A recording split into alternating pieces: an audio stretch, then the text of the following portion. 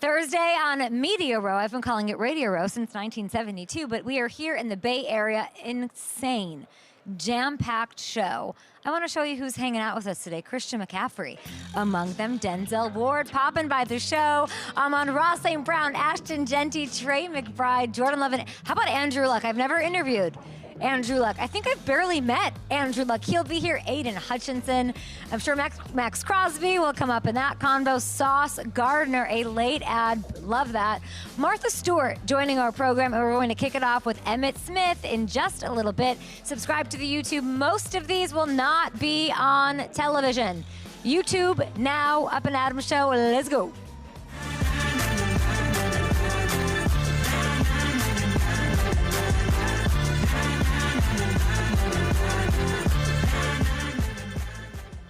Huge show. We've got so much going on here at Super Bowl. I've got some FanDuel-y things. As you see, maybe you can take a look at our whole set here. FanDuel has crushed it, per usual. We love our spot on Media Row. The best guests, the all-stars, the superstars, all gearing up, of course, for Sunday action between the Seahawks and the Patriots. Hello, we're talking about our beautiful set. I don't know what that is or what's going on, but we've got burritos for breakfast. We've got Tableau to talk about with our three-time Super Bowl champion. My first guest on what will be an iconic and unforgettable Up and Adam show. Here he is on behalf of Tableau. Emmitt Smith is in the building. Dear friend. How are you? Always a pleasure to see you. I'm so happy that you're my first guest. The microphone's right behind you, Emmitt. A legend here on Media Row. They used to call it Radio Row back when you were winning Super Bowls. Yep, it used to be called that. It did. Progress. Yes, they certainly have. Days have progressed to a point where we need something like Tableau. Tell me. Most definitely. Tableau is one of those devices that bring live streaming to your house. With Tableau, you can watch, pause, record live televisions, local news, live sports, popular shows, and it only costs about $100. You get over 125 plus channels. Wow. With Tableau, if you remember this past fall when the networks was arguing over whether or not we're going to show this television, who's going to show this football game, and everything was blocked out. With Tableau, you would have been able to catch all the football games and some of the sports activities without any of those disruptions. I mean, you're saving every month. You're saving your time every month, it sounds like. And I'm saying you can record for 50 or more hours. Let's go. What show are you recording right now on your Tableau? What you watching? I'm probably watching Landman or something like that. Landman. Yeah. Okay. Yeah. I haven't seen an episode. Or I catch a football game or so, something that I wasn't able to watch throughout the week or something like that. You're such a legend. Having you so great. But, I mean, I don't know. You're walking around these hallways sort of innocent, like you didn't do anything in 1992, in 1993 to this team. Like, what is that like when you see fans? They let you have it? Well, you know, it's cool to be back around the Super Bowl atmosphere. The Super Bowl itself is the biggest game in all the sports, if you ask me, outside of the World Cup and things of that nature. But when it comes down to American football, there's nothing better than this because you got great football players. I had great athletes that are out here trying to secure their dreams, if you will, and that is of winning the Super Bowl. But then you crushed these Niners fans' dreams twice. What are you, 2-1 in the postseason against San Francisco? Well, they crushed the Cowboys' dreams back in the day when Dwight Clark caught that one pass, and then they went on to win 3 or 4 Super Bowls after that. So we had to regain our dominance. Yes. Put it that way. We had to do that again. We had to defend the Cowboy Nation. The Cowboy Nation, let's talk about it. The star, the icon. I mean, there's Netflix and all this and playing on Christmas. I was there against the Commanders. When you look at it now, I mean, I miss those days. The NFL's better when the dominant is the word you use for the Dallas Cowboys. Are they still America's team in your eyes? Oh, yeah. Tell me Never more. will change. Never. No, that brand has been with us forever. And that's like changing Nike. You know what I'm saying? That just doesn't happen. That's like Tesla. People think Nike's not on anymore. Please, look at these. Look at these. Look at that. Look at that. You're right. Yeah, it's keeping them hot. Nike is always. You got to, I mean, people can say what they want to say, but yet they're walking around in Nike shoes. The Dallas Cowboys are going to be and will remain America's team because they coined it. Okay. And it's been branded that way, and it will continue to be that way. All we have to do is just get to the winning ways. And once we get to the winning ways, yeah, maybe just one. Maybe just one win. 13 playoff appearances since his last Super Bowl, 0 NFC championship berths. Yeah. It doesn't look good. It doesn't look good. But it looks good for the doggone 1995 Super Bowl championship team. It certainly does. Listen, Jerry made a lot of moves this season. The Micah trade, we know that. If you had to put like if you're a teacher, a letter grade on the way that this has all been managed, what grade are you giving it? I'm going to give him an A right now. And here's why I'm going to give him an A, because the number of picks that we were able to receive through that trade gave us the ability to make certain trades and get more picks to build the organization the way it needs to be built. Right. It reminds me of a situation like trading Herschel Walker. Maybe not as dynamic, but you get the picks that you want, and you get the chance to maneuver and trade for other picks and other players. We got two good ones that came in to help our defense. Quinnen. Yeah, exactly. Come on now. Now, Star. And we just backed that up with some other players on the defensive side of the I'd ball. like to know more about that. So Dallas has the 12th and 20th, and Emmitt Smith, you're on the clock. What are you doing with those? I'm going to probably trade now to get some more picks, and I'm going to probably work on getting some more defensive players in there. Okay. And whether if somebody from Miami, defensive front, is available, okay, I may go after him. If he's not, then I'm going to trade down and I'm going to get some other picks. There are other D linemen that we can go get. Guys out of A&M. Yeah. You got some guys at University of Texas. Got the guys at the University of Florida that we can go get. Guys at the University of Georgia. Do you want to be a GM? Why don't you ever? Would you be a GM, Emmitt? The pay is good, yes. Yes. G. Emmitt. Yeah, I mean, at the end of the day, look at it this way. G. Emmitt. Look what I just did. Yeah. So I'm going to take that 12 pick and I work with it. I take the 20-something pick and I work with it. And I take the other picks. Well, we got a second round, we got a third round, we got a lot of picks. Yeah. Have you talked to Jerry about Javonte Williams being a free agent? Obviously, your son EJ declared for the draft. No, I haven't mentioned that to the Cowboys. I'm gonna see the love that they have for me. You just want to watch. I just want to watch. Want to watch and wait and see if they come to you. I'm gonna wait and see. I love that. The biggest pending move this offseason is whether or not what Jerry does, and honestly, Emmitt, when he does it. When are you going to deal with George Pickens? You know, because he's going to wait till the end or whatever. I had CeeDee sitting here yesterday saying that he's politicking to keep him. He wants to get involved. Dak has said he wants to get involved. If you're Jerry, what and when are you doing it? Me, as a GM, I would make that decision right now or right before the draft so I know how to proceed in the draft. And not only that, I would solidify my offensive scheme with Lamb, Pickens, and our tight end, the way we ran the ball with Javonte. That solidifies the foundation. I would upgrade the offensive line so we can be better. I would upgrade the defensive line so we can be better. Get linebackers in there as well. A corner, maybe. Well, I think our corners can be pretty good. You like it? The problem is we let Al Harris go. I would try to get Al Harris back to Dallas to keep that secondary intact. That secondary was hella good when Dan Quinn and Al Harris was together. The front, the secondary. That's why Chicago is as good as they are right now. Because of Al Harris and that secondary and what they're doing up front. Okay. Do you try to have these talks with Jerry? No. You don't? No. My talks with Jerry's somebody in the Cowboys organization is going to hear me say these things. But how do you restrain yourself? Because I couldn't. Like, everything you're saying is great. Cowboys fans want to hear it. Cowboys fans want it to happen. Like, how do you don't ever say these things? No one does. If they ask, I would say these things. You asking the question. You asking my opinion. The Cowboys don't ask. When do you find billionaires asking millionaires questions? That's fair, I guess. But I feel like I'd like to see it. GM it. I had Derrick Henry on the show yesterday. He said that he does not feel. He was really pissing me off, Emmitt. Why? Because he needs a little of that you in him of like, I know who I am.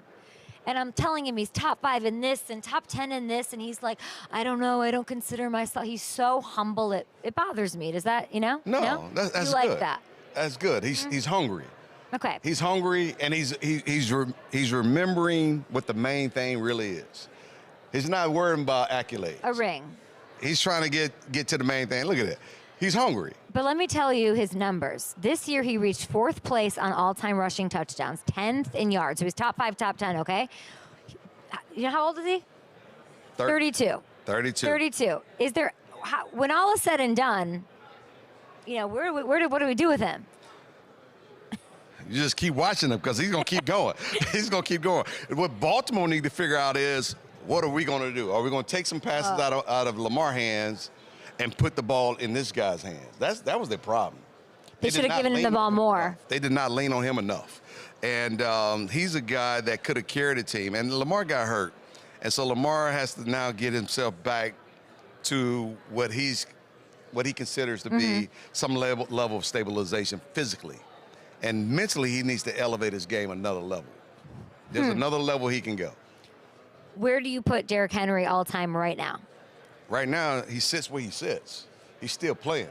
So he's climbing the ranks. Top 10? He's climbing the ranks. Is he top 10 all-time already now? He's climbing the ranks. And as long as So you won't even put him in there? No, he's there. He's there. He's there.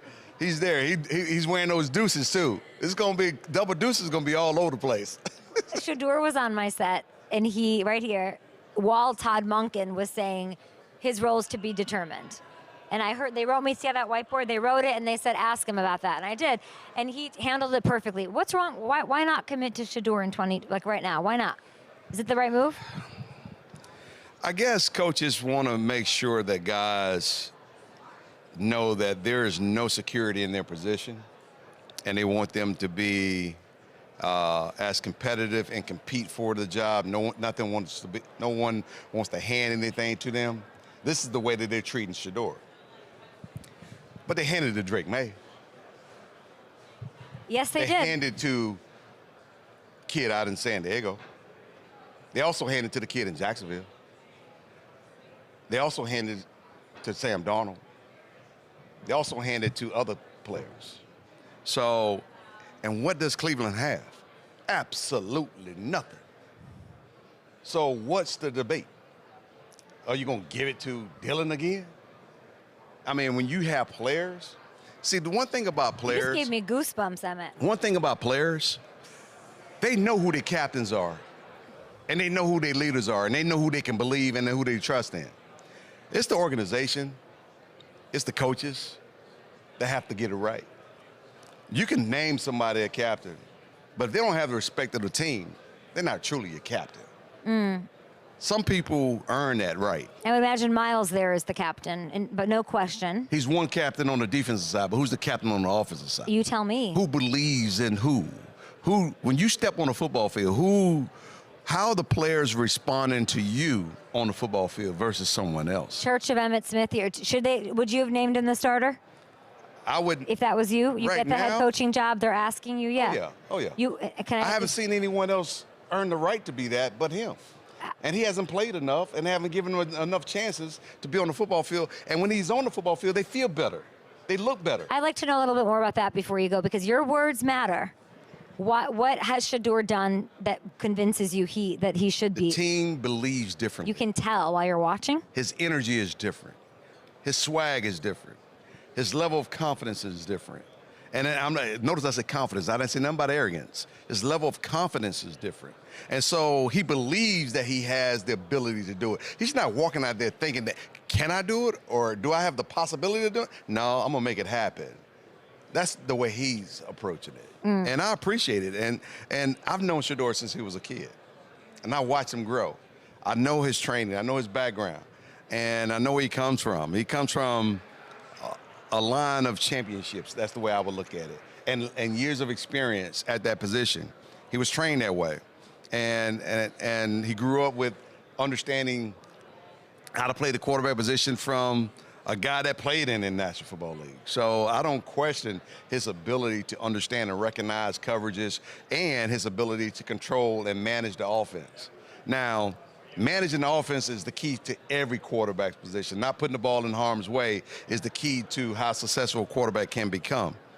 Shadeur, given the opportunity and working with him, as you will work with any quarterback, Drake May, or as you will work with any quarterback in New York, Okay. any quarterback in Jacksonville, any other quarterback. Just like you would work with them and help them understand that's the approach you should take. Forget what he looks like. Forget how he walks. Forget it. You want somebody confident. You want somebody to step in and say, I can lead the organization. Well said. And willing to take on the pressure and manage all the questions that comes his way like a professional. He did that here on He the don't Up and throw Adams nobody show. under the bus, including his coaches. Emmett is going on Shadeur, y'all. He is not stopping about I mean, that's somebody you. what the hell? I mean, what are we talking about? We talking about some BS. Emmett cannot.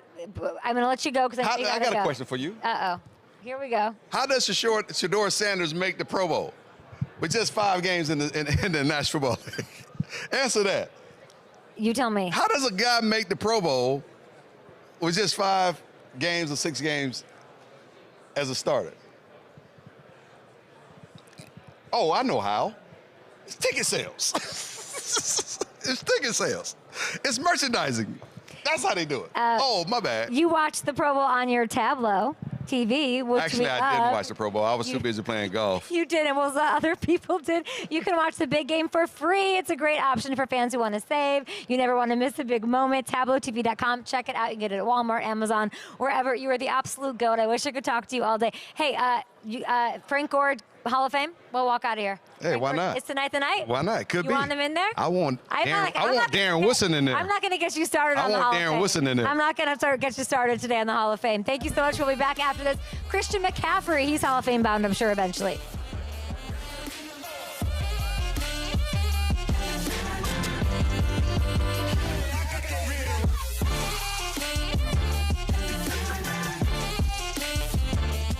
Sky Moore again, little trickery. Juwan who's thrown it before. Going deep, McCaffrey. He's got it.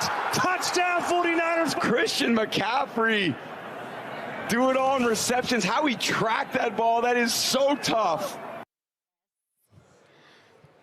How does he do it? 3-time All-Pro running back here with FedEx to spotlight the FedEx Air Ground NFL Player of the Year. Christian McCaffrey, welcome to the show. You're up for 3 awards tonight. You're already looking at the questions. He wants to see what's on those. No, that's not how it goes. What did you make of that play? That play was crazy.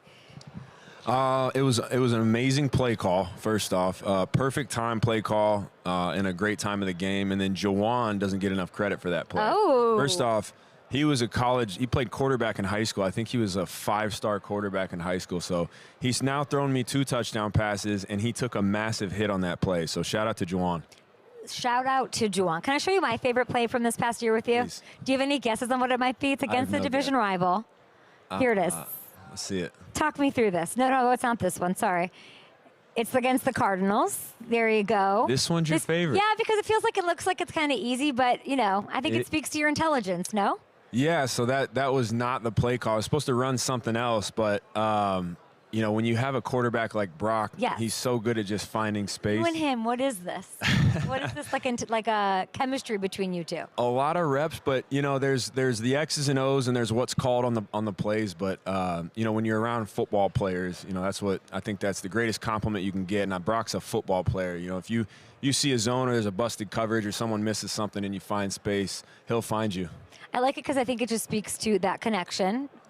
Is it easy to have that? How would you describe just the dynamic of that relationship? I think it's just a lot of reps, a lot of communication, and just two guys kind of playing with instincts. I think that's in football, instincts are a superpower. And being able to go out there, if you were playing at recess when you're in middle school, that's what you would do. So sometimes you can you take the coaching points and you have the X's and O's, but then you got to make them come to life in different ways, and he's so elite at doing that. You guys belong in this big game. I know you'll get there eventually, and you are getting showered with love tonight, I'm sure. Are you prepared for this? You're up for 3 awards at Honors. It's a big deal. No, it's a huge deal. I don't take it lightly. I have so much gratitude for, all the people. I didn't end a season well last year. And so, it took a village to kind of get me back to where I wanted to be, and have so much gratitude for all the people who helped me do that. And, this is obviously a fun week. We wish we were playing in the Super Bowl, but, I'm enjoying it, enjoyed the Pro Bowl, enjoying this week, being around so many great players. And no, it'll be fun tonight, and I'm thankful. So it is the FedEx Air and Ground. You're here to representing really both because you're the ultimate dual threat, all-purpose RB.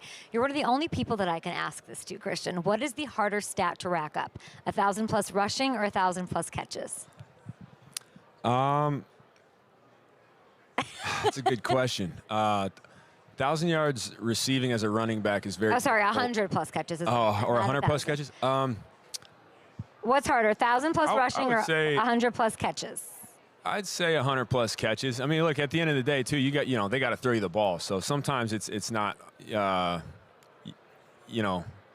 might not get 10 catches in a game, but you might get 15 carries. You still play running back, so they're going to give you carries, but not always, throw the ball because you have so many elite receivers on your team. So whenever you're getting 100 catches, it's I don't take that lightly either. I get excited about it, but I think 1,000-yard rushing is probably more difficult. I'm sure. Yet somehow you're doing it at the level that you have. You've accomplished so much. So we've got, I'm looking at it right now. 1,000 yards rushing, check. 1,000 receiving yards, check. When are we going to scratch off 1,000 rushing, 1,000 passing? Because I know you can throw the ball. Man, if that's the case, I don't know how Sanders did it in 1947 for the New York Yanks, for those wondering. I don't know how good our team will be if they got me playing quarterback, but I'm not afraid to whip it, though. I'll swing it, that's for sure. And we love seeing that. Tell me more about this week and sort of maybe what I'm going to use the word bittersweet. Maybe it's not the right word, where you're saying we wish we were in the big game, but it's still really fun. I don't know that there's a person in the NFL who wants it more than you. Who wants a ring more than you. That's how I described it to my team this morning. Yeah. I'm like, I don't really want to see you at Media Row. I want to see you in the big game. What's your relationship with that like, considering you came back? You really did everything that you could do with this team. The injuries seem to be something that, I hate that it's injuries that seem to be keeping you out. I said it to Jed this week. When y'all are healthy, you're in the Super Bowl. When you're not, you're not. Yeah, I think football is a pretty unforgiving sport. Sometimes us as players, we care about it so much, but it doesn't always care about you back. And that's the reality of the game. I think that's what makes it so fun for fans to watch, is it's so unpredictable. There's so many variables that go into winning. And, all we want to do is win a Super Bowl. That's all of us. I don't think I want it more than, I can tell you, I don't know if I want it more than my teammates. Whatever the maximum amount of wanting it is, it's, we're there. But anytime, there's only one team happy at the end of the year. Obviously being here is, bittersweet's probably the right word for it. You're happy that you're, being around all these guys and going to the Pro Bowl and all that stuff, but it'll never, ever compare to winning a Super Bowl. And so, that's always what you want, but it's also good fuel to the fire to get going. And there's nothing like the Monday after the Super Bowl where you can officially move on and get to next season to try to do it. You're going to win one, and you're going to win one here in the Bay, and I can't wait to see it happen. I really can't. You were the leading receiver. I was talking about these catches. Leading receiver last season. Some move's going to have to be made, right? We're talking, there's trade rumors. Obviously, Debo's an interesting name that I keep hearing linked back. Would you welcome that? Is that even possible? Debo's one of my favorite guys I've ever played with. Really? We all love Debo. Our whole staff loves Debo. All of the players on the team love Debo. We love Debo. But people leave, can you come back? Is it he would be welcome back, open arms? That would be great. I think yeah. There's no question that he would be welcome back. What do you miss most about him? Man, he has such good energy. He's somebody that when the ball's in his hands, you can see a lot of times the fear in defenses, and he's just such a great component, or he was such a great component to our offense because you can get him the ball in so many different ways, and he's like an enforcer on the offense in ways. He'll run through your face. He can catch the ball. He can run the ball. He can run any route in the route tree. And, if you want to tackle him, it comes with consequences. So he's just a great guy to have on your team, and appreciated the time I got to play with him. I love it. One last one for you. I feel like I can't not ask you about something that I'm not knowledgeable about, is this substation theory, what's going on. Fred said you're the one who's the most knowledgeable because you're the one who turns your Wi-Fi on. Because, everyone's being asked about it, to be fair. I asked Jed about it. Fred's being asked. John Lynch is being asked. What do you want people to know about that. You know what? And like I mean, free agents. Now you're gonna, you want to add free agents. You can't bring free agents to town talking about that kind of thing. So like, where are you at with that? Where are you at in your research wormhole? Yeah, well, it would never in a million years be a reason why I wouldn't sign with the Niners. I think for starters, I'm not a scientist. I'm not a doctor. I play football for a living, and so, but I do know this. There's way too many variables that go into an NFL season to say that the substation is what's causing an injury. I think that's an unbelievably blunt statement that I don't agree with, frankly. Football is brutal. It's very unlucky, and I know for myself, you can do everything right in the off season and training, do every single thing right, and still bad things can happen. And so that's why it's, to say that it's because of one thing is never true. But there might be something there. Huh? But there might be something there. Again, I have no idea. I'm not. It's not what. all we can do is look. What are we going to do? We show up and practice. I don't care if we practice in the substation. We'll be ready to go. Again, injuries are part of the game. It's something that's brutal. It's unforgiving. Fred trains there all offseason. He got rolled up on bad. What are you going to do? But he's been healthy for 7 years, 8 years, whatever. And again, bad things happen. I think there's just so many variables, though, to call it one thing. So I don't have a lot of information to share, but, Why are you turning the Wi-Fi off before you go to sleep? Huh? Why do you turn the Wi-Fi off before you go to sleep? Who told you that? Fred. He's a snitch. Fred's a snitch. But why did he tell me that? Why is that a thing? I don't know. Are you the guy in the locker room who's like, don't turn your Wi-Fi off, bro? Like that's not my thing. I don't want to be known as that You're guy. like, I'm not that guy. Are you like contrast therapy isn't as good as people think it's like? No. No, listen. This is another thing I know. I've played with Hall of Famers who do things completely different than me. Clearly, it worked for them, and so to say again, there's one way to do something is not true. No, I mean I'm a psychopath in a lot of ways. I'm very detail oriented. If I can do one thing that might help me 0.1%, I'm going to try to do it. I don't even know if it works, but I'll try it. Okay. You turning your Wi-Fi off at night is, does it help? I don't know. Someone said it will. It can't hurt, so let me try. That's really my thought When process. you're accepting the Comeback Player of the Year award tonight at NFL Honors, what is that one? Give me like the one psychopath thing that you're too embarrassed to maybe say that you would thankful for this thing. Like give me one like real nitty gritty Christian McCaffrey. I don't know. Like you don't eat nightshades, Tom Brady kind of thing. Like give me like your like. I love nightshades, like the. Like a mushroom? Like he doesn't eat nightshades. No, not nightshades. Oh, yeah.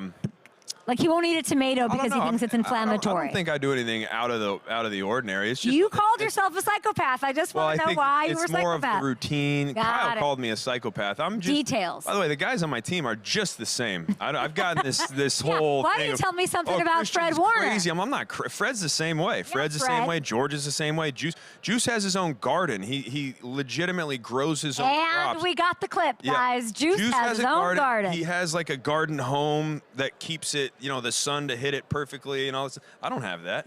I don't have a chef. I don't do any of that stuff. I eat at the facility. I do my routine. I do all that stuff. He's had potato chips, this guy. Everybody else, you don't know what you're I had talking potato about. chips yesterday. I'm not afraid of a potato chip. He's not afraid of a potato chip, and on that, we wish you luck tonight. Thank you. Enjoy the red carpet. Congrats on all of your success, personally, professionally, of course. Teaming up with FedEx to spotlight the Air Ground NFL Player of the Year award. We'll be back after this with Denzel Ward. He eats potato chips. Yeah. Thanks, Kit.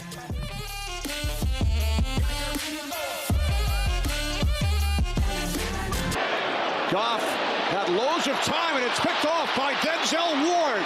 He was waiting like an outfielder. Ward comes up with the interception. Oh my God, Mr. Fashion is here. Mr. Interception, 5-time Pro Bowl cornerback Denzel Ward. I think making your debut on the Up and Adams show, in person at least, you always bring it with the fits. Thank you. Tell me what you're wearing. I love this. Right now I got on a Hellstar hoodie, Bottega pants. Yeah, I just try to put it on every now and then. Can we talk about what you wore to the Pro Bowl? Yeah. Do we have it? I think we have it. Who dresses you? Give the shout outs. This is amazing. Yeah, let me get a shout. So actually, my girlfriend styled me. Nada, she's from Serbia. Okay. Yeah, so I definitely had to put a tag on it and send people to her to. But yeah, she styled me and got me together. Got the whole fit. You know, something different, something cool. Just wanted to pop out at Pro Bowl and something new. You popped out. You had everybody's attention on the field, off the field. I want to talk about one of my favorite plays from last season. Okay, it was recent, week 17. Look, you can talk me through this. Browns up 7 on the Steelers. 30 seconds, fourth quarter. What is going on here? So really, I haven't got targeted all game, and then so the first time I got targeted was in these last few seconds of the game, and so they decided to come at me 3 times. Yeah, sorry, old man Rodgers. Yeah, Rodgers decided to come at me 3 times. I was wondering who idea it was to come at me, but you know, I always enjoy that action in the game, and was looking forward to making a play and helping the team win, and was able to seal the deal. But you're saying they didn't target you all day, and then like now you're targeted. Like, so tell me the feeling of that. Does that get you going? Is it when you're not getting looks all game? Yeah. Do you get what is that? What happens? I'm just trying to stay in the game. Like, I know the ball has to come at some point, and I'm still just looking for other ways to make plays, whether that's in the run game, making tackles, or still just locking my side of the field down. But like I said, just always being ready once that moment happens, and the moment came in the final seconds of the game and was able to get it done. What were you thinking before the last fourth down play? The last finish, just finish. gotta finish. You know, if I were to stop the first 2 plays and then give it the last one, you know, it wouldn't have been what it was. But was just trying to finish and make the play and help my team. This Pro Bowl thing is no joke because you're the first Browns corner to make 5 Pro Bowls in Cleveland. Definitely. What does that mean to you? Really well deserved. Thank you. The fans adore you. They always have. And you have really decided to be a Cleveland Brown when you could have made other decisions. Can you sort of talk to me about that? Yeah, I'm a Cleveland kid through and through. You know, grew up in Cleveland, went to Ohio State and played for the Browns. So I'm just an Ohio kid, love playing for the Browns.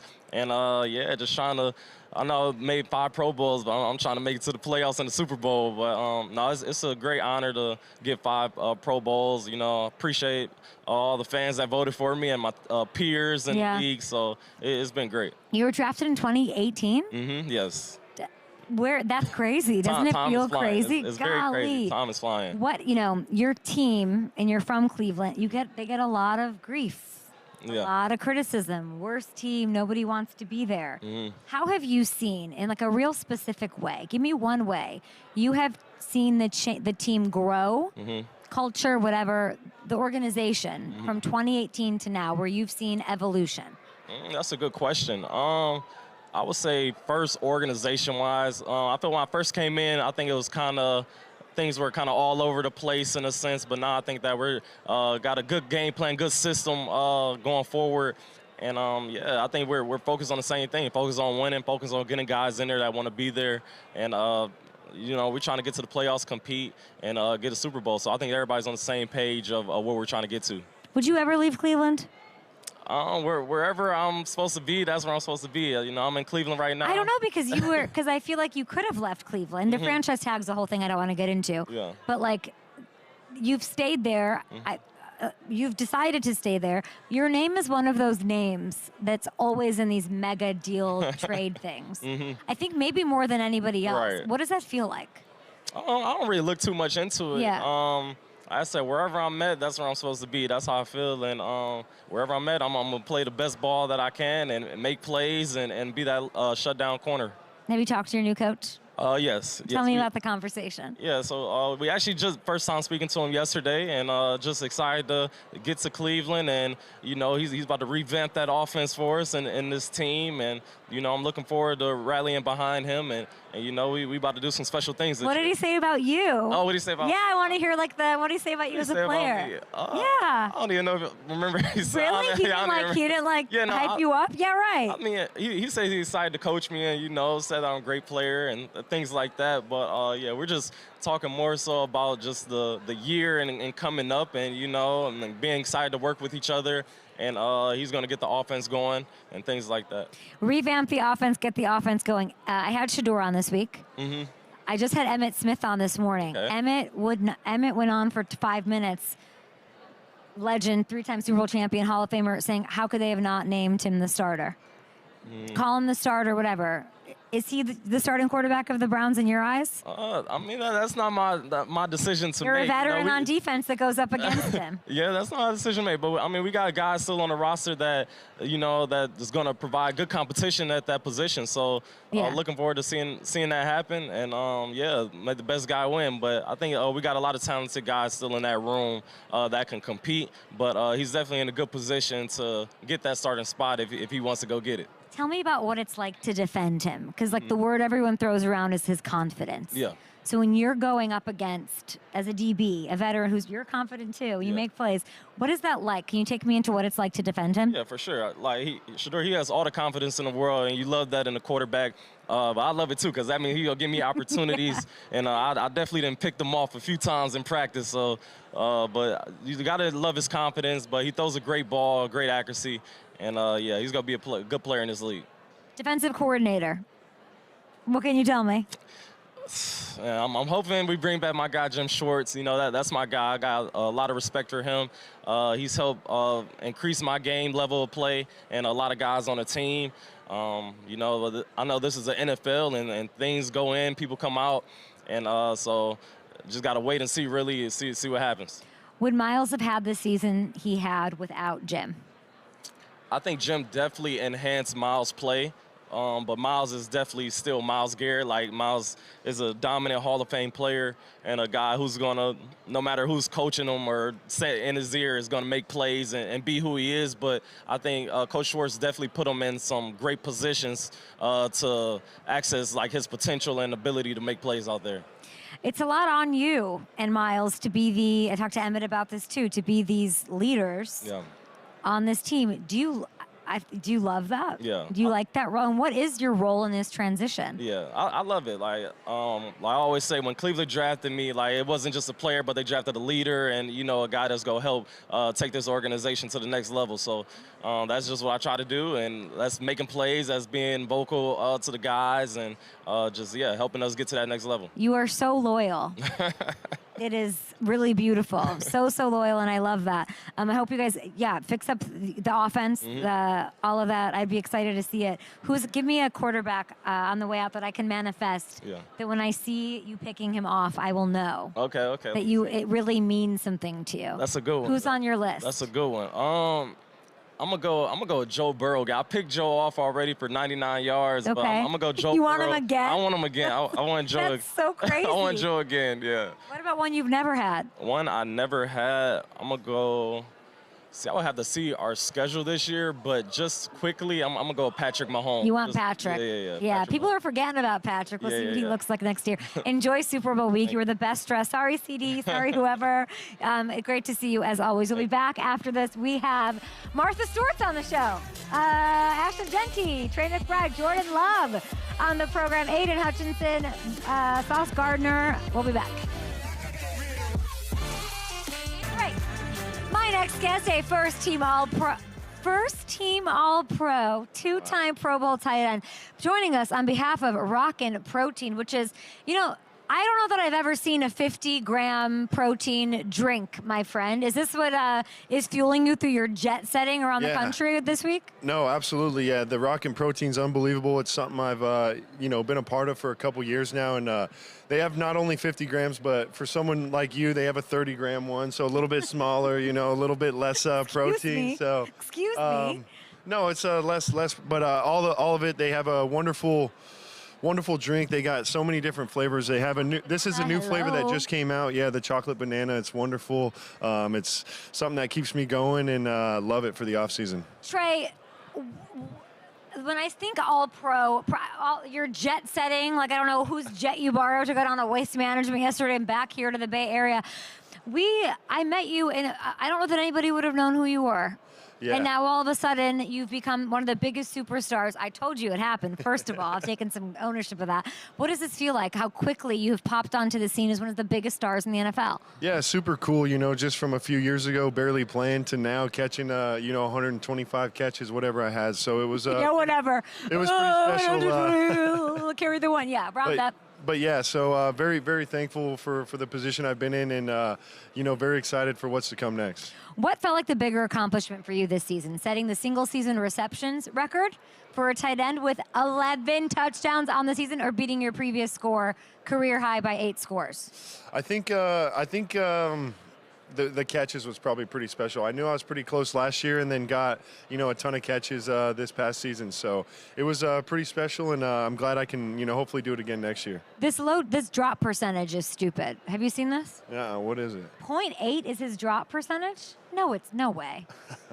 They must the lowest of all pass catchers. Yeah, they might have maybe gave me a few that I probably dropped, but they gave me a here or there. But yeah, it's pretty special. I caught a lot of balls and didn't drop very many. So take me through one of these touchdowns. Right? I think do we have this?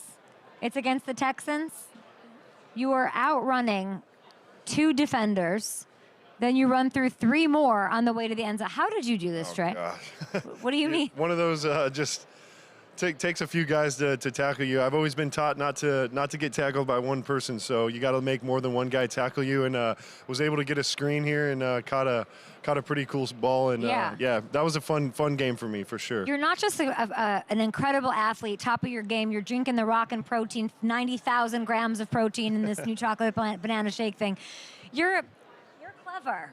You've got some gamesmanship to you. You've been telling everybody about this substation, this Niners thing, like free agents. I don't know. I think they're going to have trouble. That's some pretty good division on division BS right there. I like that. Why don't you tell people about the substation, why they shouldn't go sign as free agents? I just was really just trying to detour people a little bit away from the division Tell them rival. How bad it is up there. Yeah, it's tough up there. But no, at the same time, I truthfully don't know enough about the substation. I'm just trying to detour people away from signing to the rival team. But a lot of fun. I got a lot of hate for that from the Niners people, but it's kind of fun. The craziest thing about these stats that we're talking about, these like the drops, all the thing, like the no drops rather, this was Kyler, Jacoby, anybody else, some other player. You did it no matter who was your quarterback. What is one thing you need out of whoever the quarterback is in 2026 when you're picturing who that is? Honestly, I just need an opportunity someone to throw the ball to me, and I think that's really all it is. I'm excited to see who it is. I'd love to have Kyler back. He's a tremendous quarterback. We've had a lot of success in the past, but honestly, whoever it is, I'm excited for, and I think we'll have a great year. And maybe they'll have some Rockin' Protein waiting at their locker when they get there. We'll have a whole pack for them ready to go. Thank you so much, Stu. Thank you for the gift. Everybody go get some new flavors. We've got lots of stuff going on. We got Andrew Luck on the show next. So we will say bye to you, my friend. Yes, thank you so much. Yes, good to see you guys. Appreciate you. Yes, thank you. Enjoy your Radio Row superstar. Here he is. Hi, what's up, bro? Andrew Luck, everybody. Hi, great to see you. Oh my gosh, great to see you. Thank you. Subscribe to the YouTube page at Up and Adam Show. Did you bring me 90 grams of protein? Excuse me? 90? Like 1,000 grams of protein, Mr. Luck. How are you? That's a lot. I'm well. How are you doing? I'm really, really well. Media Row, you're here on the circuit. What does it feel like? How are you looking ahead of Super Bowl 60? How am I looking? I'm thinking a lot about college football. I'm thinking a lot about Stanford. We literally just walked into Media Row, so came straight to you. I'm going to leave right after this and make it a staycation with my wife in the city. The weather's beautiful.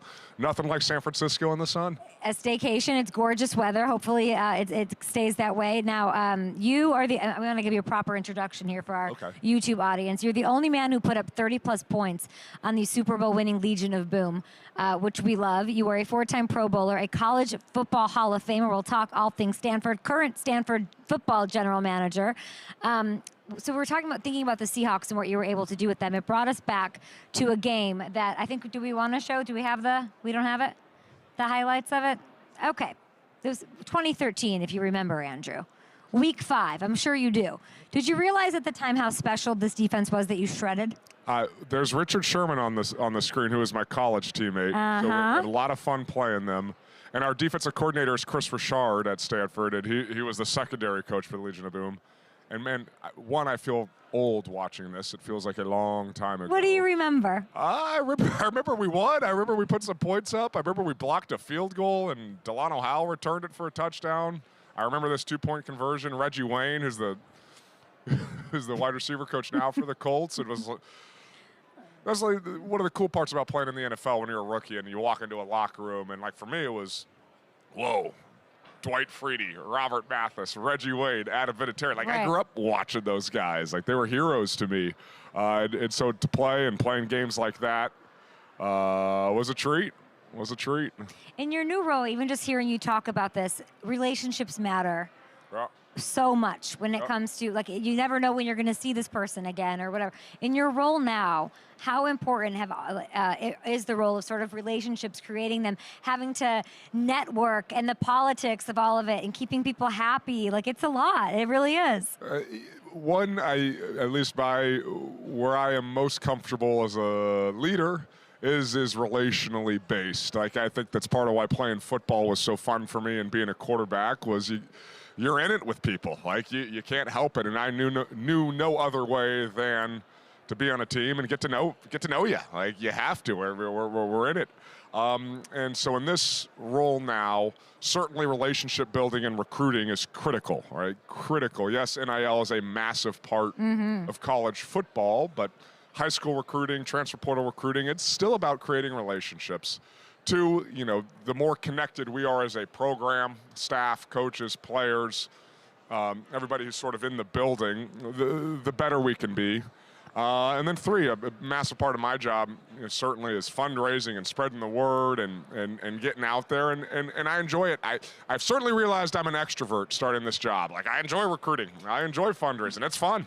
You are an extrovert, which, I mean, I knew the relationship stuff. I love that you're having such a blast with it, and congratulations on all the success with Stanford, starting a new chapter with a new coach.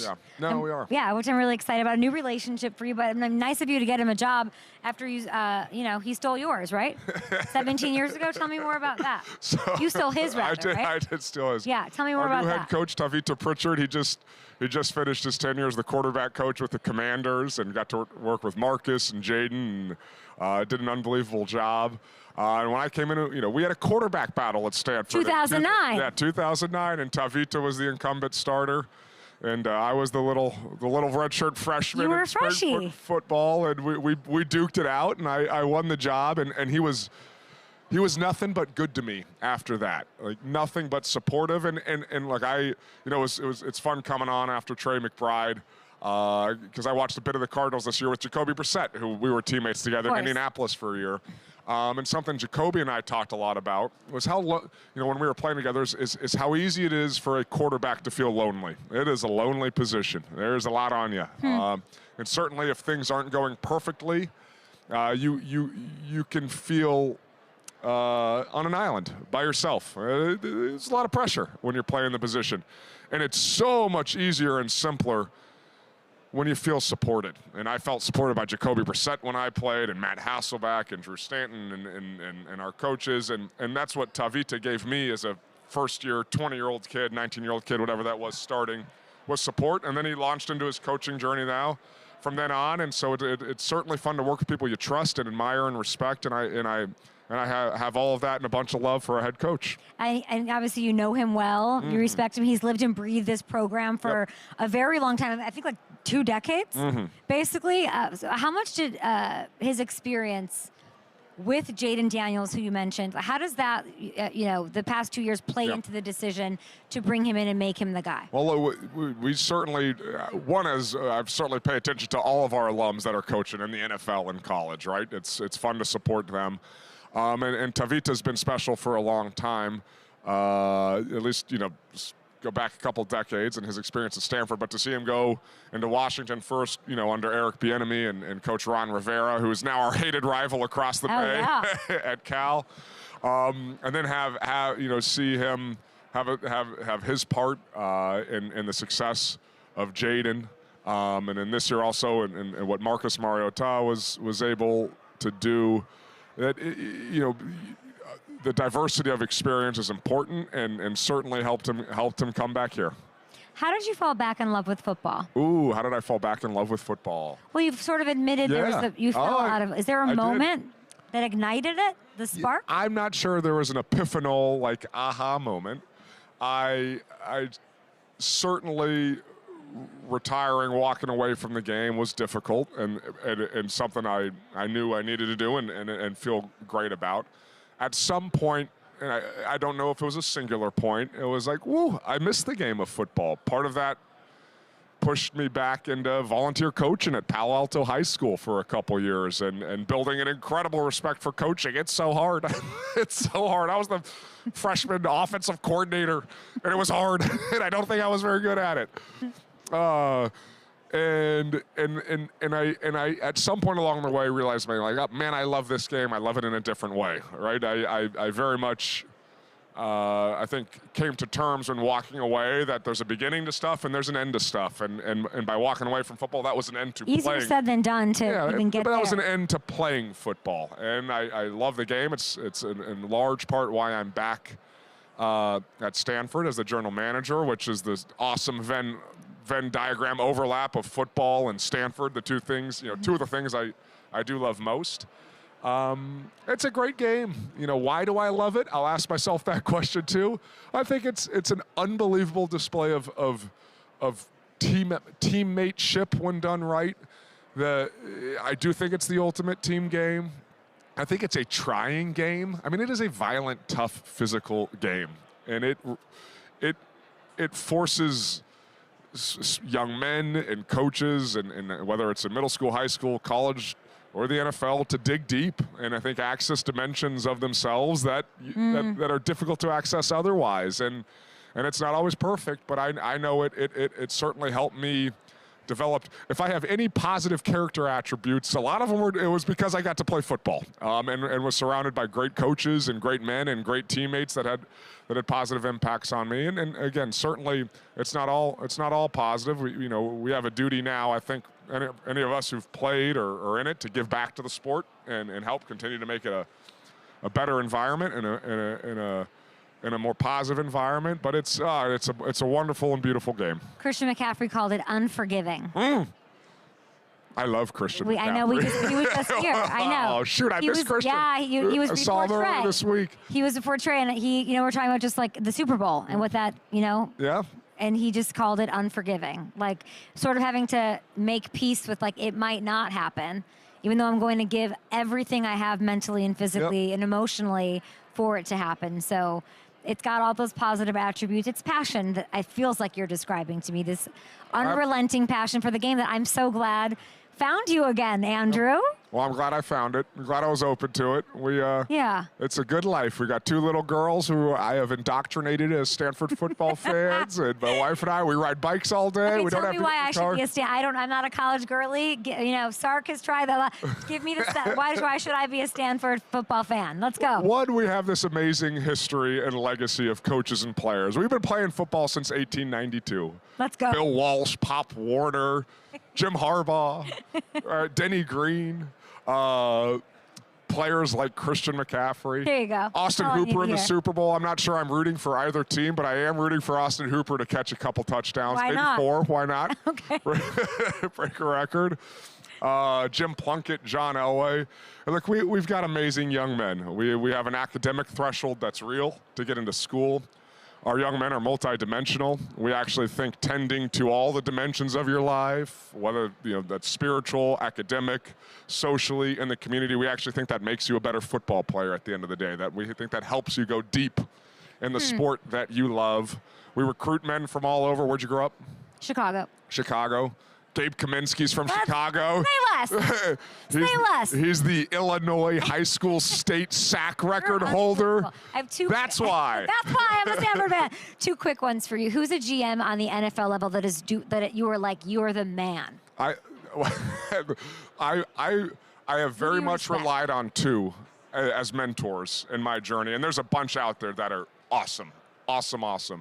Chris Ballard at the Colts was the general manager when I retired, and we've only gotten closer. Okay. And he's been just an incredible mentor and helpful and always in his corner. When you were there, were you like, I want that job? No, not at all. Never? No, that wasn't a thing. Did you ever think about being a GM? No, not at all. Not at all. And then the first call I made when the job was announced, he actually called me because we'd been talking a little bit through it, and now I talked to him probably. Well.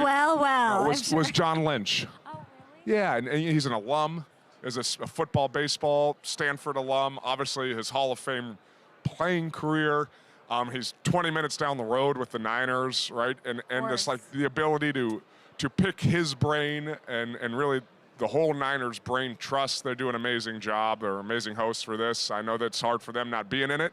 But it was fun to watch them this season. So Chris and John are the two GMs I'm probably closest to in the league. Two guys that do it the right way. One, I would say they're a little different temperaments, but I love Yes, both. they are. I was like, okay, that's good balance, which we love to see.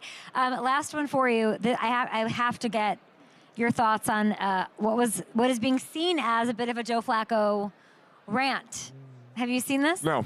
Okay, so Joe Flacco, I don't know if we have the exact quote. I think we do. Newer rules protecting quarterbacks, basically saying, and these are his words, too soft. He said, quote, "We signed up to get concussions.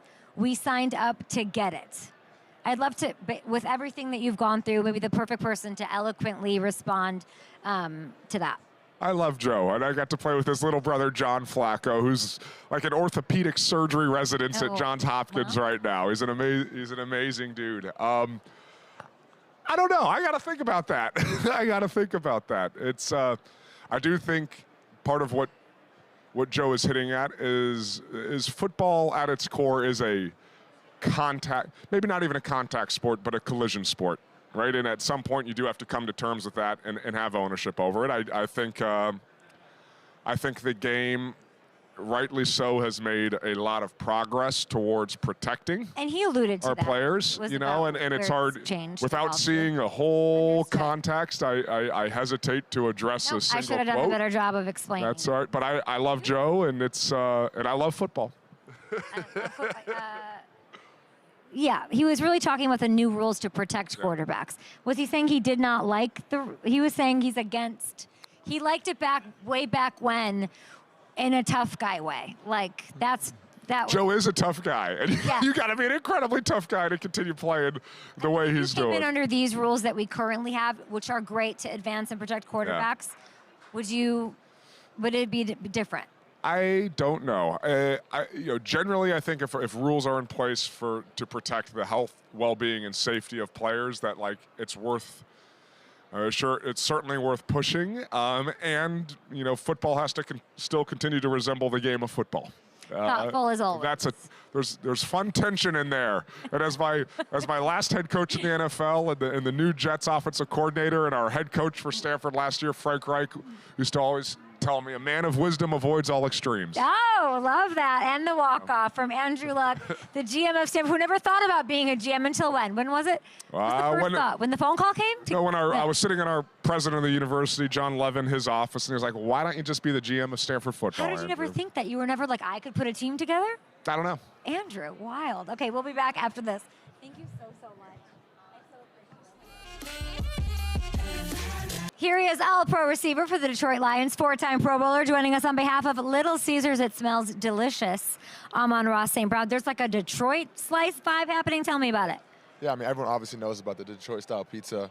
They have a new Detroit slices and sticks, which is obviously one side is Detroit-style pizza. The other side has cheese bread on it. For only $5, it's amazing. So, like I said, everyone knows about the Detroit-style pizza. It's famous. But this is a new thing Little Caesars just came out with, so they got to try it out. It's amazing. Perfect for game day. I cannot believe Super Bowl 60 is already here. So much to talk about. I'm going to ask my control room to play a play that I loved from you that I need you to talk through. Okay, talk through this play. It's the 27-yard score.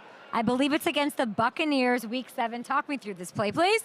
Yeah, this was I feel like a route that we run a lot in our offense, kind of like just a mid-cross. It was man coverage, and I feel like, when it's man, I kind of know where the ball's going. Jared knew the whole time, and so for me, it's like once I make my break, I feel like Jared knows, he's going to throw it. I feel like we've connected on this so many times in my career, and so as soon as I made the break, I knew the ball was coming. Loki threw it kind of hard. He did. This thing almost went through my hands, but I was able to catch it and score. What does the offseason look like for you guys? Not the season you wanted, not the result you wanted. Does something happen between just the players? You're mentioning Jared. What do y'all do to try to get where you want to be, which is unfortunately not here hanging out with me Super Bowl week? Yeah, I think for us, I feel like what we learned was never take anything for granted. We've had pretty good season the past few years. Kind of on our standards, I would say, as players and coaches, it was a failure for us. We didn't make the playoffs. Didn't really do much in our division. We beat the Bears twice, which I know you love, but other than that, I mean, we didn't do much. And so, wait, you love that? You think I love the Bears, or that I love that you beat the Bears? That we beat the Bears, because I know you're from Chicago, so from Illinois, so I don't know how that works, but. I think you probably loved it more than me. Yeah, maybe, perhaps. Honest. How did it feel to beat Ben Johnson twice? Tell me. It felt good. Yeah. I love Ben as a guy, as a human being. He's amazing, great human being. But when he's on the other sideline, coaching for the Bears, it's a lot of fun beating him. Did you make eye contact across the field, or how did that go? It's funny. I was looking for him. I didn't see him throughout the first half. The first game or the second game? The second game. Oh, okay. First game I saw him. Second game I wasn't really paying attention to him. He was kind of blended in. He's not the biggest guy, but he was blended in. He had his hat on. And then there was one, I think it was in the third quarter, there was a timeout we had, and I saw him just staring. He wasn't looking at us. He was just staring straight. That's what he does. It's so scary when they show him on camera. I'm like, why is he so scary? Yeah, but it's a lot of fun playing them. Yeah, it is. Any extracurriculars, no text exchange, nothing like that? Not really. We didn't really talk throughout the year. He's got to come on the podcast. Got to. I texted him on Christmas. Okay. Merry Christmas and whatnot. His kids and his family are awesome people, so texted him then. And then obviously, talked to him after the season, but that's really it. You said it was a failure this year. I think that's strong, and I believe that's true with the standard that even fans now hold you guys to with the talent. What will success be for you in 2026? What's the threshold you need to hit? I think, success for, Detroit fans now is a Super Bowl or nothing, especially with the team that we have. They expect a Super Bowl. We expect a Super Bowl. We want to be in the big game. I don't think there's really a threshold. We're expected to make the playoffs, I feel like. So the fact that we didn't make it this year was a complete failure. So, making the playoffs is, to us, the least that we can do. Winning games in the playoffs, obviously, is the goal. And then, the biggest goal is winning the Super Bowl. Do you think that this year was, necessary for y'all to go win? You know what I'm saying? Yeah. Something about it turns on something competitively for you? I wouldn't say it was necessary. I didn't like what happened this year, but I do think it will help us. I think it's going to help us moving forward, especially this upcoming year. We got, new coaches. We're going to have new players, obviously, with the draft. It's going to be a new team. Every year is a new team. So I think we're going to get that, that hunger back. Not saying we lost it, but we'll probably be more hungry than we have in the previous years. So I'm excited to get back to working OTAs and, get around the guys, the coaches, get into training camp and start the season. Jamar Chase was here yesterday with T, and they announced their new podcast. Yeah. And I thought of you, of course, right away. You've been doing it. How competitive is that all going to get? The more podcasts we see athletes have, and you've done such an incredible job, so you're sort of the pioneer, the person to ask about it. Thank you. Are you all going to be just as competitive with that as you are on the field? Talk to me about that dynamic. It's a good question. I was thinking about that too. I was like, I feel like there's so many players that are doing podcasts now. And you're happy for them, but you're also like, but I've been doing this, right? Right. I feel like the Kelsey brothers started it, man. I feel like they were the big ones. But for me, it's like, it's cool to see. I love it. I feel like a lot of people think it's easier than it looks. You just go on camera and start talking and asking questions. But, having talked to some guys that have started their own podcast, it's like they understand the struggles of having to do it every week, especially during the season when you have a busy schedule. Your only off day is on a Tuesday, and that's the day you have to record. So. And then you need a guest, and then it's like, exactly. How do we handle this topic? Yeah, you got the rundowns. You got. Thank you, Amon-Ra. It's not that easy. You make it look pretty easy. No, I appreciate it. But there'll be some weird competition. It's competitive. Yeah, it is. For sure. Cool. It is. I think trying to have good guests that people enjoy watching, that have good personalities. Sometimes you'll have a guest on that doesn't speak as much, so you got to be quick to have the next question ready. So there's so much that goes into it, but it's been fun. Me, being on there with my brother. We're not living together. We're not around as much nowadays, so that's a time for me to catch up with him also, which is always a lot of fun. But I enjoy doing it. Maybe you guys should have Max Crosby on the podcast. That would be lit. We'd love to have Max. He's looking for a home, I hear. Yeah. Amon-Ra. Listen. He knows where to go. Lions are the top of his list. Okay. You mentioned, it's not news to anyone that anyone would want Max on their team. You have said it. Can you just paint the dream picture of what him and Aidan, what that would freaking look like in Detroit? Like what? I don't know how you stop him and Aidan. each on one side, it would be so lit. I feel like I can't think of a duo like Aidan and Max if they were on the same team. But like again, that's neither here nor there. Don't you let him go to Chicago. Don't you let him. I don't know if you'll sweep him this next year if that happens. If he goes to Chicago, I'll be hurt. Have you talked to Max? I have not. I have not talked to him. He's not here, obviously. I wonder if he's just getting hit up by everybody. He probably is. You think? Probably is, yeah. You should maybe just send him some pizza. I'll send him. Send him a Detroit-style slice and sticks pizza. I think I will. I'll send him that. Send him a DM. Yeah. What would the DM say?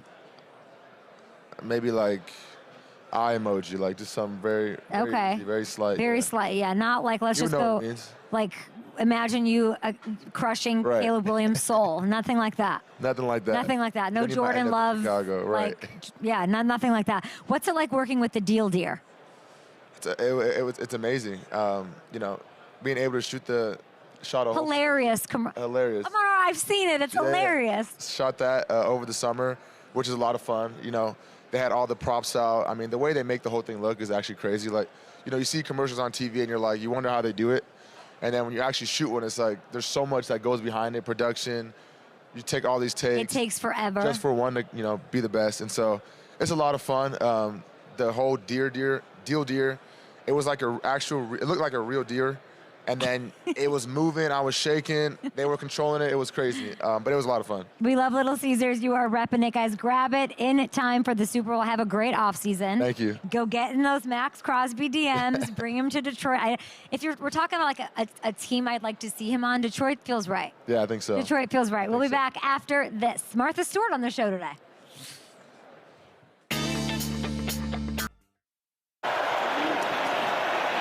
Love loads up, going deep. Christian Watson down there. He's got it! Touchdown, Packers! Let's see. Joined now by superstar quarterback for the Green Bay Packers, and here on behalf of Toyota, you've got the Toyotathon jacket on. You were last night. Tell me about the glow-in-the-dark Toyota flag football experience. That looked amazing. Oh, yeah, that was awesome. You were coach. We were coaching. Yeah, we were out there coaching. Toyota put on a great event. Flag football. I think it's growing so much. It's awesome to, bring awareness to the event and to have the girls out there playing. These are standout female women athletes from the Bay Area, and you were Matt LaFleuring this thing. What were you channeling from LaFleur? All I had was a challenge flag, really. I wasn't able to, dial anything up like I wanted, but I need some practice with the team to be able to get my own plays out there. But, it was great. It was a great event. The girls have fun. They made some plays. The game was in the dark, which was crazy. Yeah. You've never seen that before, but it was awesome. You lost. Okay, you didn't have to say all that. Jordan, you didn't have to say all that. You let Brock get the win. I don't even understand how this happened. He wins, but everybody kind of won because Toyota support for these superstars, it's over $3 million. That reaches like 300,000 young women who are aspiring to do their thing out there with flag. I love this. That's awesome. That's awesome. Yeah. Now, enough of this nice stuff. You just saw Amon-Ra back there. What's that like when you were leaving, he's coming in? What's that like? Quick little dap up, I'm gonna keep Show me. Show me. Is it just like? No, just a little dap. Hey, what's good, bro? That's it. We beat y'all twice this year. But. He came out here swinging about them beating the Bears. All this. The division's tougher than ever. Now I feel like it's always been tough. I know the Bears have always been your favorite rivalry. What does it feel like now that they're like another thing on your plate you got to handle? Oh, they've always been there. The NFC North is definitely one of the best divisions in ball. I think every team is very competitive, very good. The Lions, Bears, Vikings. So, you know what you're going to get every week in those games, and, you got to come out on top. Jordan, you were not getting this from the Bears every year. No, not every year, but now. I'm saying. Yeah. So now what's they're different now. The Bears are different. What does that do to you? It just makes it even more. You got to be at your best, your A game every time you get on the field. And, obviously they beat us in the playoffs, as you see in this game. But, we'll be back next year. I showed the bomb that you threw to Christian Watson on Thanksgiving coming into the segment. You watched it. It was such a good throw. You had Tom Brady losing his mind. Did you know that? No, I did not know that. On the broadcast? Do you ever go back and watch it? No? No, I do not. Oh, I would. Tom Brady was it was amazing. I know y'all watched the All-22. I can't believe you should go back and watch that. I might have He was going crazy on it. I wanted to ask you about the things that sort of played a role on this team this year. Injuries played a big part of it. I know you don't like talking about that, but when you've gotten a chance to think about it, do you sort of just like flush the last 5 games out? How do you process that to be able to move forward? No, I mean, it's part of the growth process. Is you got to go back and watch those games, see what we didn't do good enough, and improve on that. But like you mentioned, injuries definitely, they always suck, especially when it's your best players that are going down and you're losing them for the remainder of the season. So it's part of ball. It's just a tough part that you got to deal with. And, we'll get those guys back healthy, especially Micah, one of the best players in the league. We need him out there, and we'll get him back healthy. I don't know if you're ever going to get him off that scooter. No, stop it. We're going to get him off that scooter. I don't know. He seems to like that scooter. He likes it, but he'll get off that soon. Trust me. I heard he was trying to get – CD was here and told me that Micah was really, really in his ear at the Pro Bowl about George Pickens. How do you feel about that? I mean, Micah's out here recruiting. Too. Micah's out here. Oh, Keyshawn was trying to get him? They're out here recruiting. I heard that all the Packers were out there trying to get George. How do you feel about that? Doing their due diligence. But, no, I mean, if you can bring in another player, George Pickens, he had a phenomenal year. He's a great player. I would love to have the most talented players on our team at all times, and we'll see. You're not in control. What would be your route of choice to throw to George Pickens? Oh man, I'll throw him a go ball, watch him go up and get it. I've played basketball with him. I know what type of bounce he's got.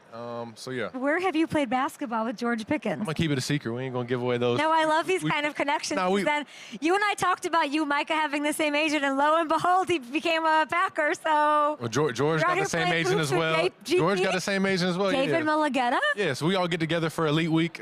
David brings us all out. We get together and do some cool things. Folks, George shout out Pickens David. to the Packers. We know it's going to happen. Listen, with the injuries, I know it wasn't the season that ended not the way you wanted to, which is with a Super Bowl in your hand. I don't want to get lost this season that you had. You had a really tremendous season. I don't know if you're going to accept that or not, but 27 touchdowns, just 6 interceptions. You're a baller. Career highs in almost every category. What are you most proud of? If you were to say, like, I like that I did that personally. No, like you mentioned, I think for me, the goal is always to get better and better. And I think for this season, like you said, the first 2 seasons, this was, I thought, my best season of just being a consistent player day in and day out and trying to focus on little improvements every day. But no, I had a great season, and it's always going to be stuff to improve on. But for me, it's always just getting better every day and trying to be the leader that the team needs. Do you want Chicago early next year? Early? Yeah, like it don't matter when we get on. I'll be ready for him. Oh my God, I love everything about this. Your quarterback coach got a new gig. Yes, he did. How do we feel about that? I'm happy for him. For Sean, it's a great opportunity for him. That's the coaching world. They're always trying to elevate and be on the up and up. So for him, it's an exciting opportunity to be able to go out there, call plays, be offensive coordinator. What are Philly fans getting? Oh, they're getting a very smart coach. Sean obviously played a long time in the league, so he's got that expertise as a quarterback. And for him, I mean, he was an assistant to a quarterback coach, so now to an OC. So you got to be a smart guy to be able to, be on the rise like that. But he's very detailed, and he just brings a lot of expertise. So I'm excited to see what type of offense he brings to Philly and how they go about it. I know you have your own Toyota-thon Panini trading cards. Can you tell me about those? That's awesome. No, it's very cool. Have your own card, a Toyota card. Excited. Yeah, I want to hear about it. I don't know if you have yet. I think there was only 250 that were out there, so it's a very limited card. God. Jordan, if my nephews don't get those, I'm going to be in so much trouble. There's only 250? Go buy them a Toyota, and they'll get one. How do I get my hands on one of these things? I mean, they were giving them out at the Toyota dealership. Okay. You didn't have to buy a car. I wish you would have told me. I didn't know. I mean, you just had to be somebody who believed in Toyota-thon, believed in kind of the mystique about it, and supported it. But it's a very cool card. It's a rare card, I've heard.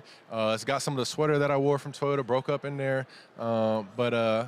Yeah, a couple of the guys in the locker room were talking about it, trying to get their hands on one. I got one. I'm going to definitely keep my hands on that. So hopefully you can get one. Yes. Go get the nephews a Toyota. They will lose their minds if they don't. Toyota, a great car for a family? Oh yeah, great car for a family. Yeah. You know, we're shopping. How are you We're shopping for the family What's car. important to you about that family Toyota? Oh, the safety. You know, you need a big body, a big car, a lot of room. Because you're so happy. Congratulations to you and Veronica. Yeah, thank you. We're expecting, so we're very excited about that. But like you mentioned, Toyota's got a lot of space for, you know, the babies in the back seat. Safety, swag. Driving in the snow. It's a very, you know, durable car in those, you know, elements. Yeah, so back and forth to Piggly Wiggly for diapers. Piggly Wiggly. Wherever you're getting them up there in Appleton. You know that every year, I mean, we have to go. I know you got to go do your thing. Yep. The idea of every year I see you, something amazing in your life is happening. Engaged, married and honeymoon, baby on the way. Yes. It's very cool to see you in these moments, and cheers to that. A little gratitude. We appreciate it. Thank you very much. QB1 with Green Bay. All right, we'll be back after this Toyotathon and Jordan Love. Coach Jordan Love. Yes.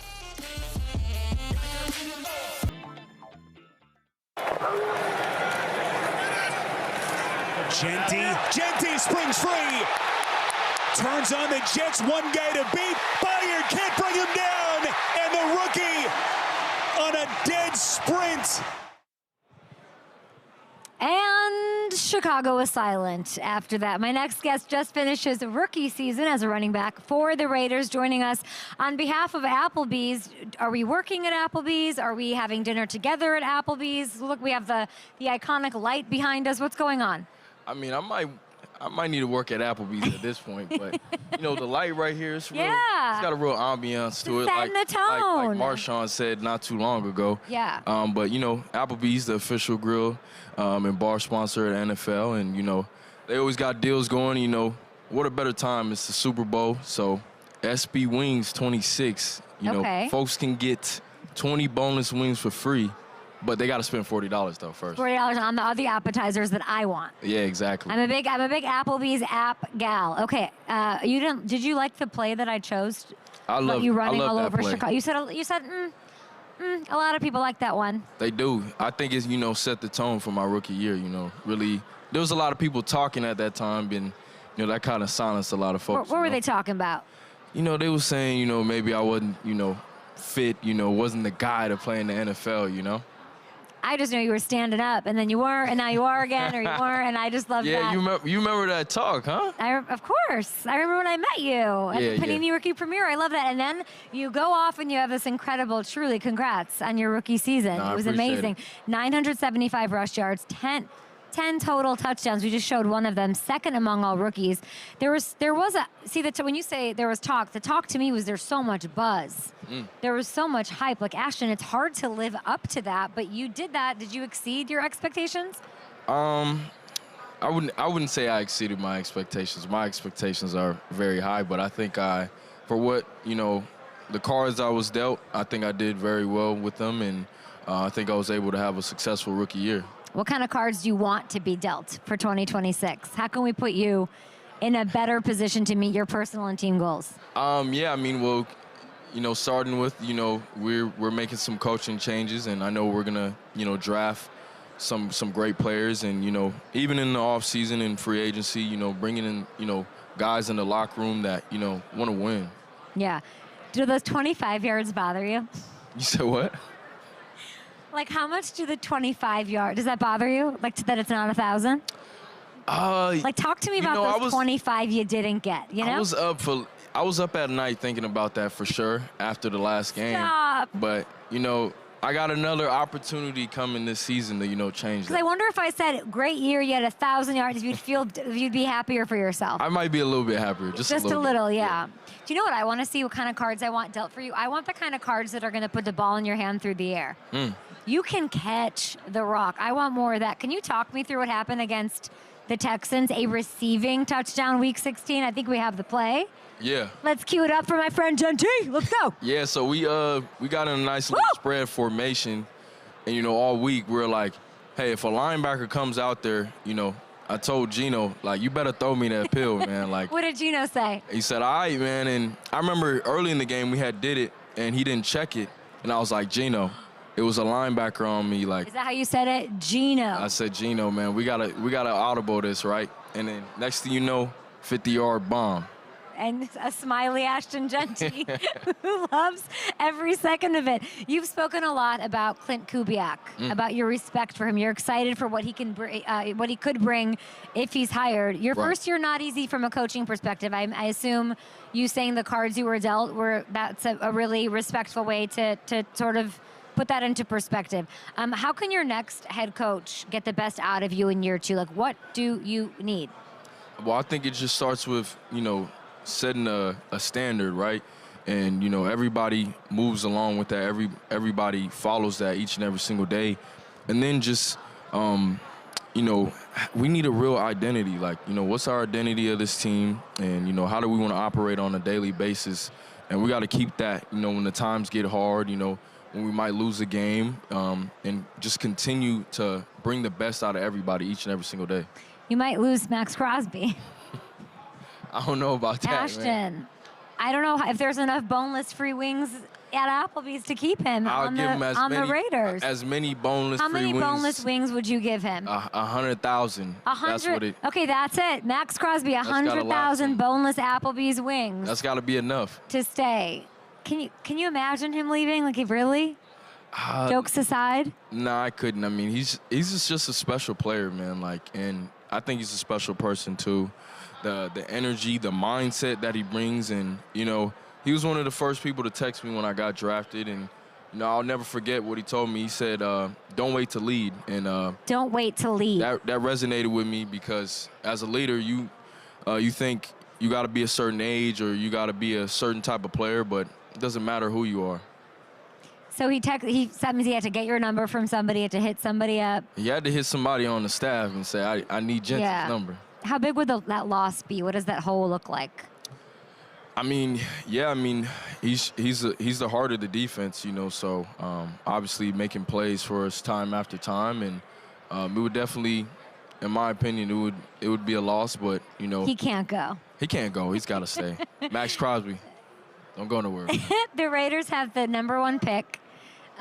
Second-year phenom, Raiders 2025 first-round pick. It's your job to not wait to lead, to show the rookie the ropes. Right. Where's the first spot that you're taking your new teammate, whoever that is, taking with that #1 overall pick in Vegas? The first spot, I'm going to probably take him to a steakhouse. They got this steakhouse called Bazaar Meats. Okay. So, name is crazy, but I've my been. O-line. I've been. All my O-linemen introduced it to me. Shout out to Colton Miller. Yeah. So that's going to be the spot. What kind of steak do you think Mendoza likes? He looks like he eats pretty healthy, clean. So I'm going to say one of the top cuts, like some Wagyu like that, Japanese A5. What's Fernando Mendoza going to be like in Vegas?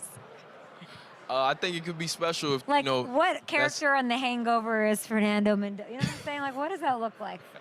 I can tell you that. Fernando don't look like the type to have a hangover, so he looks real straight line. You know what I'm saying? Real straight line. Yeah. He's right to the boneless wings at Applebee's. Yeah. He's locked in. Okay, I love that. So fans can score 20 free boneless wings. You got to spend $40 on Kay Adams, though, first on Sunday, February 8th. When order. Oh, this is Applebee's.com.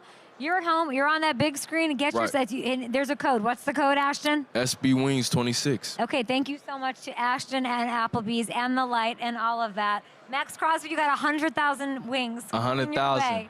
To stay as a Raider. We'll be back after this.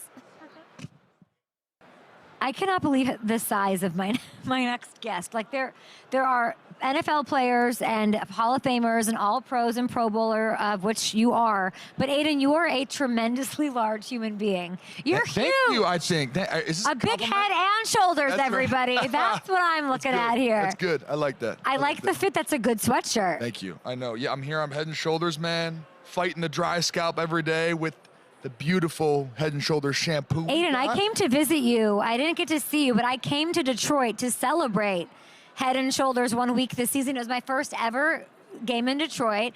I was there, and that dry scalp little monster was running around. The Mr. Dandruff out there running around.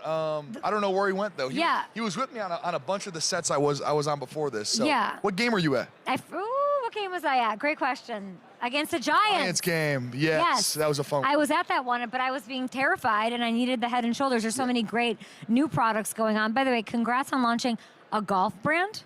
Coming soon, Tell April. me about this. 4th and dropping. 4? It's kind of a vintage-inspired brand.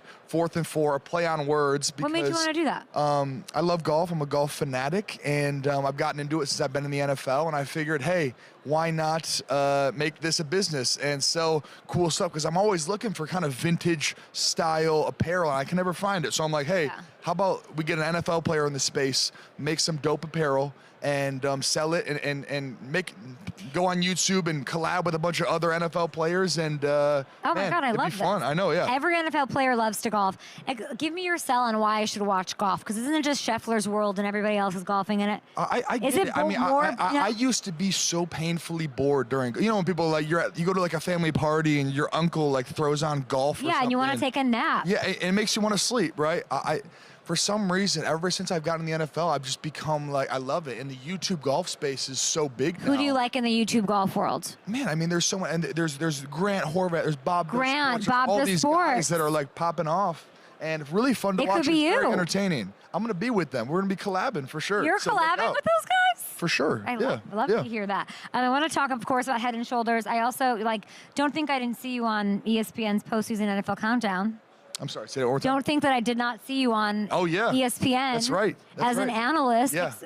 Look at this. Look at this gorge photo of you. Yes, that's potential after career stuff right there. So stuff that I really enjoy. I love talking football, and these guys, we had a blast doing it. What surprised you about that? Since you watched it since you were a little kid, you got to live that. What was that Great like? question. I think Thanks. The weirdest thing about that was you sat quarterbacks. I asked good questions. That's right. The weirdest thing about that was it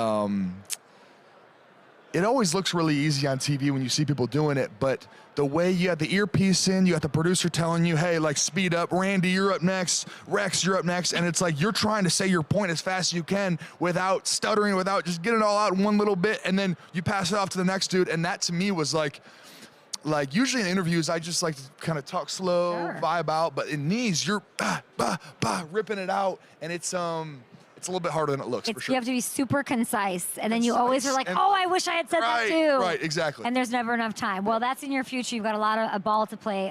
What a season. Thank you. My friend. I know maybe, and I just talked to Amon-Ra. As a team, not the standard, right? You guys, it's Super Bowl or bust for you guys. That's how amazing you guys are. But career highs in sacks, in forced fumbles, a year after what truly was the biggest adversity you could probably face as a young player. The pressure, where you guys are as a team, all of that. How did that low moment fuel this comeback? And I called it, by the way. I said you were my shot out of the cannon player of 2025. Was I? Yes. I said Aidan's going to come for everybody's neck, and you did. Yes. How did that fuel you? Man, I mean, talk about a low point. That was a low point in my football career. Being at your highest moment in 2024, leading the league in sacks, everything, and then you get hurt. And mentally getting through that, knowing what could have been, is probably the hardest thing for me. But all I could do was think, how am I going to respond in 2025? And so I put everything into it like I always do. Rehab went great. I was back in OTAs, didn't miss a practice, didn't miss a game. Really happy with the work that I put out and my growth over the 17 games. Because people don't know that even though, I'm in year 4, like these little 1% things that you pick up every week, they really allow you to ascend into the player you're destined to become. Why are you a better player now than you were week 1? Like what's It's these little what's a little placement. Thing? So you have better hand placement. You changed something? Like give me one thing that you're like really proud of. It could be just a different way to turn the corner with your feet, how I orient my body. Like it's stuff that people really don't think about, but I'm kind of call me a pass rush connoisseur, because I just love to I think about the very little things that look, if I change this position, if I lean a little bit more this way, my bend, I can get my ankles a little bit more out. I think about stuff like that. And you do it in practice, and then sometimes it not work in gameplay, and you're like, nope, we're not going to do that. Right. Have you ever gone? Did you go for something this year, a tweak that you were like, nope, that didn't work? Yeah, sometimes I'll think of something on Friday night, and obviously we don't practice anything else. I'm taking videos in my house, how can I orient this, and then I'll try it in a rep in the game. sometimes And it you're goes like, great. Sometimes it goes south, and I'm like, I'm not doing that again. And so, sometimes game day can be for one rep, it can be a trial. And if it works, we're doing it. If not, we're out. Can you paint me the picture? I asked Amon-Ra this as well. There's maybe nothing I want more. I mean, Raiders fans literally hate me, okay? They think I took Devontae from them. Oh, wow. But I want Max to be a Lion pretty badly. Yeah. And I'd like him to be a Bear, but it's because of you that I want him here badly, if that makes sense. He's another, I don't know, his time in Vegas, he's a Michigan native. Yeah, right. Just like you. Can you just, like him, you on the field, and then him, you, Dan Campbell, there's just something it really it sounds right. It's just right. It's like head and shoulders being right for your dandruff and scalp cooling needs. That's right. Can you paint me the picture of why that's the perfect pit? I was actually looking that up on the way over here because I was hearing some rumblings about it, but I don't know. I'm the rumbling. Nice to meet you. Go on. In the event that it did happen, that would be so dangerous. But and me and Max have a great relationship. I'd love to play with him. What do you mean? What do I think friends? of the? What do you mean you have a great relationship? I don't know. What's the relationship? We see each other every now and then. We'll DM every now and then, and we both have a lot of respect for each other's games. Okay. And so. Have you ever worked out together? The likelihood of him coming to Detroit is high. No. Just given with the amount of guys that they have to pay There's in the money, building yeah. that are I'm already living there. in a dream world. Right. I know it. In a dream world, though, it sounds really good and it sounds right, which I'm all for. Which you're all for. Okay, absolutely love that. Okay, no, I want to talk about, what do you want to talk about? I didn't know we got to go. We should do a podcast together. I know, that'd be fun. You're okay, I don't know. Okay, well. Oh, boy. It's not you. Not you, buddy. for sure. Rory's my favorite mascot, buddy. I don't know your name. Stop pointing at me. He will sack you. Do you understand who you're dealing with? Oh, boy. Oh, boy. He's That's all I need. Okay, you are here with Head and Shoulders. You not only tackle pesky mascots from the Seahawks. Right. That's right. Sorry, Blitz. See ya, buddy. Is that his name, Blitz? You thirsty, Blitz. Dandruff is a thing. Dry scalp is a thing. Yeah. Head and Shoulders. P&G innovative. Yeah, They're for coming sure. up with some stuff. It smells really good. It feels really good. You, Troy Polamalu, great commercials. What do you got going on? Yeah, I've been working with them the last couple of years, and Head and Shoulders is we're all about tackling dandruff, and it's all about consistency on and off the field for whenever that scalp gets a little bit dry, whenever you see a couple of those white things on your shoulders. That pesky microbe that lives on the scalp. You throw on that Head and Shoulders. That's right. Yeah. Yeah. How do you give me a little? You massage it. I was wearing a hat, actually, so now my hair is a little bit, I got to work it a little bit more. So, yeah, here we are. Listen, congrats on the great season. Thank you. Go get a Super Bowl. Appreciate it. I don't want to see you here again. This is the last Do you hear time. me? I'm I don't want to see you here at Media We're Row going to anymore. replay this clip a year from now, and Yes. you're going to be like, I don't see him. He's actually preparing to win his first Super Bowl. I hope that's true. Say hi Okay. to your beautiful family who had a I lot will. to do with your comeback, I think. will. Yeah, of course. Of And being course. They were there there for me you. every step of the way. They're the for best. Sure. And we'll be right back with I don't know who. Sauce Gardner is here, and I'm sure he'll love the mascot. Goodbye. That's right. My friend Sauce Gardner is here, two-time Pro Bowler, two-time first team All-Pro, 2022 Defensive Rookie of the Year. 2022, you were a rookie. You've been in this game a minute here, Sauce. It feels crazy. Does it? Going into year 5 already, I never would have imagined, all the vets used to tell me, bro, you're going in the blink of an eye, you're going to be in year 5, year 10, and already I'm. And they were right. Already. Do you feel like a veteran? How do you feel like a veteran? Just having the younger guys always asking me questions and stuff like that. I feel like that's the easiest way to know, oh, you a vet. Everybody want to pick your brain and know what's on your mind. So I feel like that's the main. I watched you carefully as you came out here just to make sure your calf is yeah, okay. I'd like to, it kept you out. I'd like to know how you're feeling, and I hope you're feeling great. I feel great. Okay. I feel great. Looking forward to the season. We're good. Yeah, we're good. Everything's good. I love that. That was week 13 late in the season.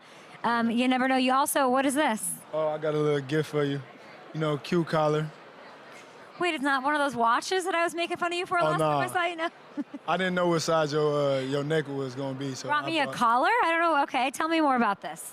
So this is, oh my God, it's customized. Football is a fast game. So, it's a lot of collisions going on and stuff like that. And it keep your brain steady. Can you tell me more about this? It's taking my migraine away. It keep your brain steady, Did somebody tell you I needed a steady brain?